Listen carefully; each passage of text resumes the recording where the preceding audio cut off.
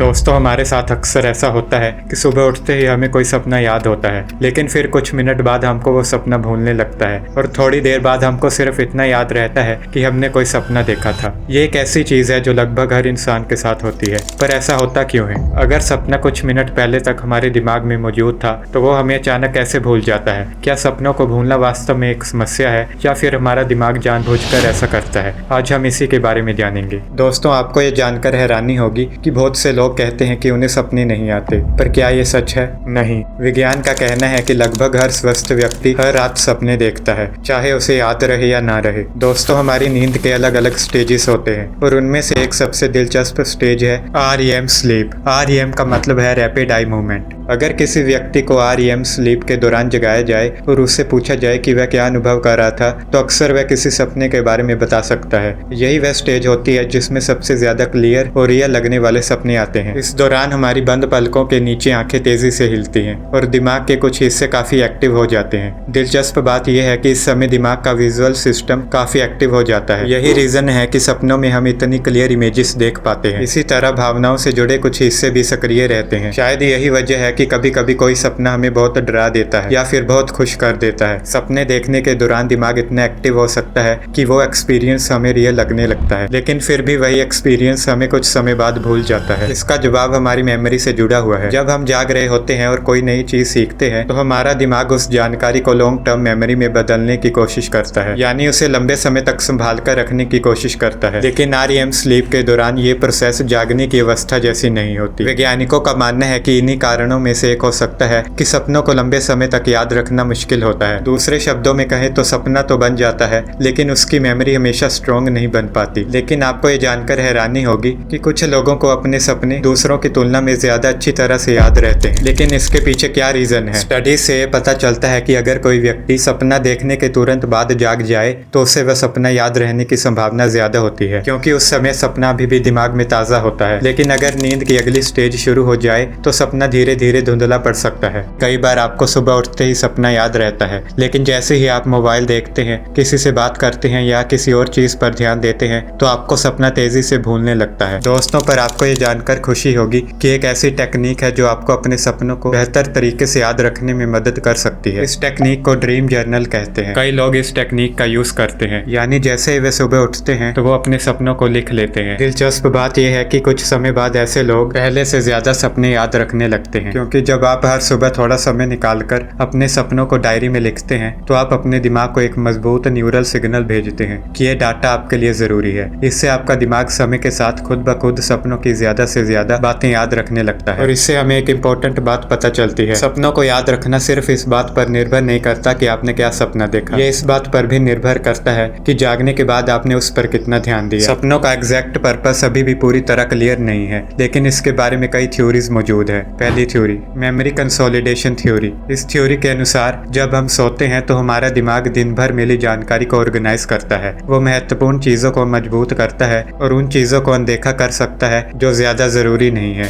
और संभव हो सकता है कि हमारे सपने इसी प्रोसेस का एक हिस्सा हो। दूसरी थ्योरी है इमोशनल प्रोसेसिंग थ्योरी। इसके अनुसार सपने हमारी इमोशंस को समझने और उन्हें ऑर्गेनाइज करने में मदद कर सकते हैं। सोचिए, कई बार जब हम तनाव में होते हैं तो हमारे सपने भी अजीब और इमोशनल हो जाते हैं। ये सिर्फ संयोग नहीं हो सकता। कुछ रिसर्चर्स का मानना है कि दिमाग सपनों के जरिए इमोशनल एक्सपीरियंसेस को प्रोसेस करने की कोशिश करता है। एक और दिलचस्प थ्योरी है थ्रेट सिमुलेशन थ्योरी। इसके अनुसार सपने एक तरह का अभ्यास हो सकते हैं जहां हमारा दिमाग पॉसिबल खतरों और चुनौतियों की कल्पना करता है। इस थ्योरी के अनुसार शायद यही कारण हो सकता है कि बहुत से सपनों में हम भाग रहे होते हैं, छिप रहे होते हैं या किसी प्रॉब्लम को फेस कर रहे होते हैं। हालांकि इनमें से कोई भी थ्योरी अभी फाइनल आंसर नहीं है, और यही इस विषय को काफी रोचक बनाता है। हम ह्यूमन बॉडी के बारे में काफी कुछ जानते हैं, लेकिन सपनों के पीछे का वास्तविक रीजन अभी भी पूरी तरह क्लियर नहीं है। हमारा दिमाग हर जानकारी को एक समान महत्व नहीं देता। उसे चुनना पड़ता है कि क्या संभाल कर रखना है और किसे नजरअंदाज करना है। और शायद ज्यादातर सपने उस कैटेगरी में आते हैं जिन्हें लंबे समय तक स्टोर करना जरूरी नहीं समझा जाता।